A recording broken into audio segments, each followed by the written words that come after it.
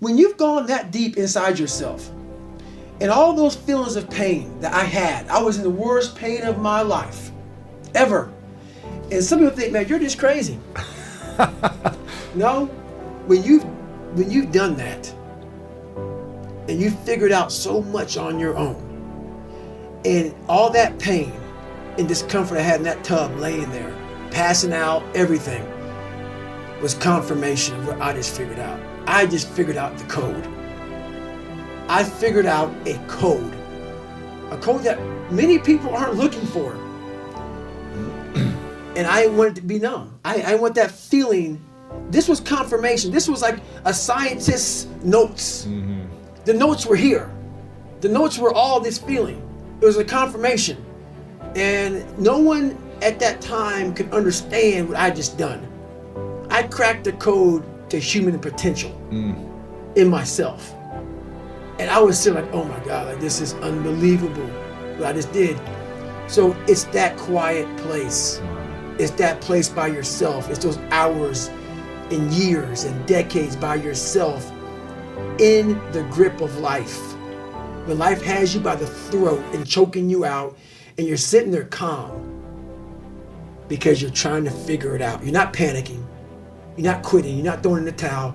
You're saying there's a way around this. And when you figure it out, when life has you gripped in a vice, and you can figure that out, that's when you overcome. That's when you overcome. And that's why that one moment for me in that tub, I didn't want anyone to take away from me. Wow. I do have a lot of fears today. But it's hard for me to call them fears anymore. Yeah. I don't use that word anymore. They're almost like it's another challenge. Yeah. Because anything that makes me feel that fear feeling is going to get overcome. You go do it. It's going to get conquered. That's almost like fear is my ultimate guide. Of where you're supposed to be going. Of where I'm supposed to be going. Yeah. It's my ultimate guide. So what's the big challenge then for you then? The biggest challenge for me is always going, I want to be comfortable. You want to be comfortable? Yep.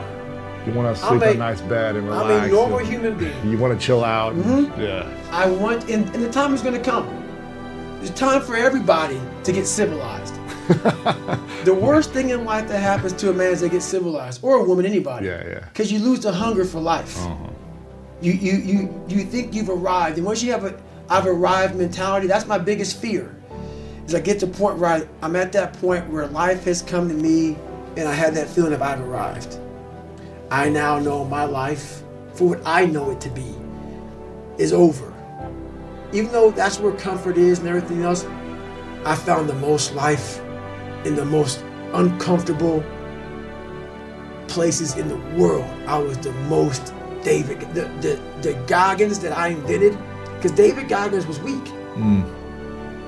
I never want to get rid of Goggins. The guy I created, that weak person that used to be, the guy I created that can handle anything. You don't want to let go of that guy because you realize that guy was made. You weren't born him. And that is, when you get comfortable, Goggins starts to die. He starts to die. That one creature from the Black Lagoon that can live in a sewer, that can eat rats all day, that doesn't need water, that doesn't need sunlight, that doesn't need nothing. He can just live because he knows he can. That's a powerful human being that you never want to, it's in everybody. That's the scary thing that's what makes me so upset, man, is that everybody wants to put this daggone label on me. They forget the first 3 chapters of my book. They forget how this started. A lot of times, it takes someone's wife dying or something like that for them to change. Yeah, near death. Yeah, something. No, none of that. I wanted to figure out, is there more to this horrible feeling of feeling like a loser? Can I change this? And once you figure out I have the ability, not through your mom or your dad or through a special school, through you. You have the ability to change this. That's what makes it so mad. Once people put this title on me, you now give yourself a get out of jail free card and say, oh, he's just crazy, he's special, he's unique, he's this and that. You just saved yourself From not having to do the from work. not having to do the work. Yeah. And that's why I want people to hear my story. I'm trying to take away all that bull crap that you want to put on me. I'm trying to make you suffer up here to know what, my God, man, he really had a hard way to go. Wow. There was nothing special about him. He wasn't talented. He wasn't gifted. He wasn't nothing.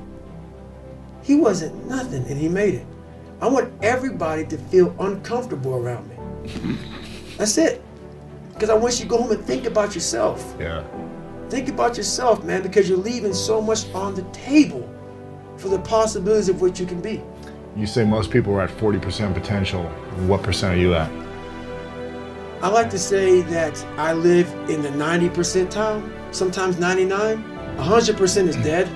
100% is dead. 99 sometimes. 99 sometimes. The reason why I know 99 is because the first 5 hours of my day, I am very uncomfortable. What do you do? First of all, every morning I get up and people think I love to run. I don't. That's why you do it. That's why I do it. And people don't understand the mentality. Oh, you have to love it, man. No.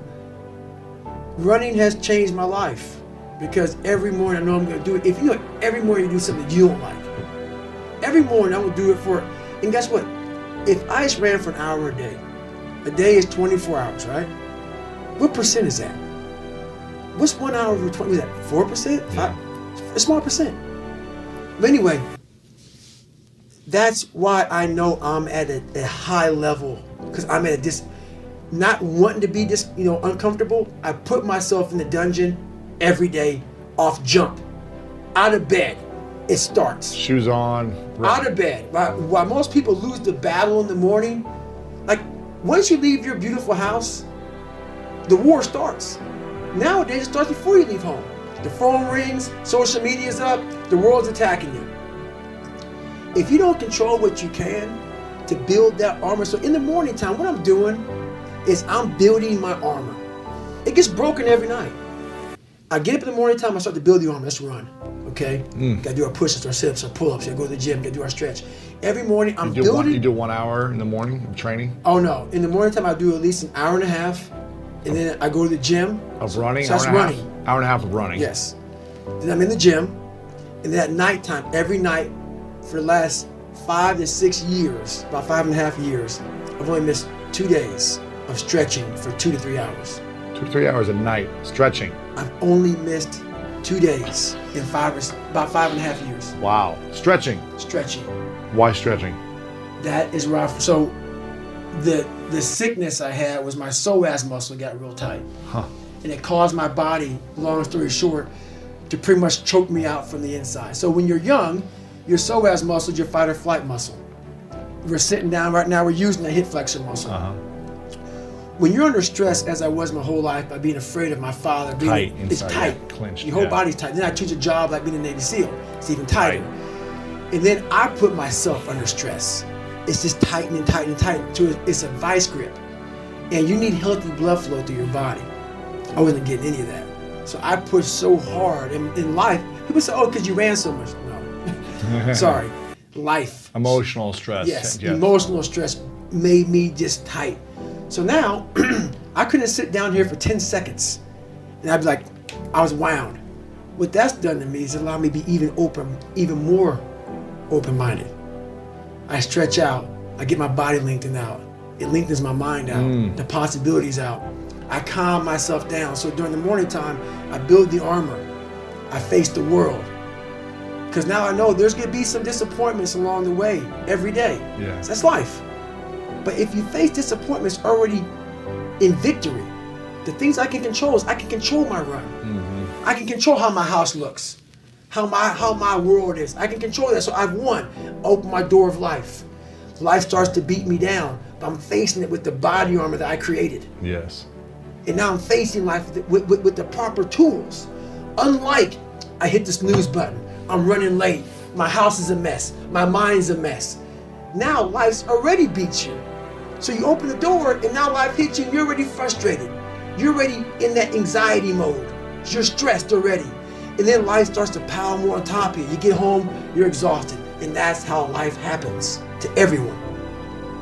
You have to live and win what you can and build the body armor. Start callousing the mind so you're ready for combat outside of your house. Because it's going to come. And that's what I realized at a young age. I had no body armor. I had no callus. So when life came at me, I ran, I tucked.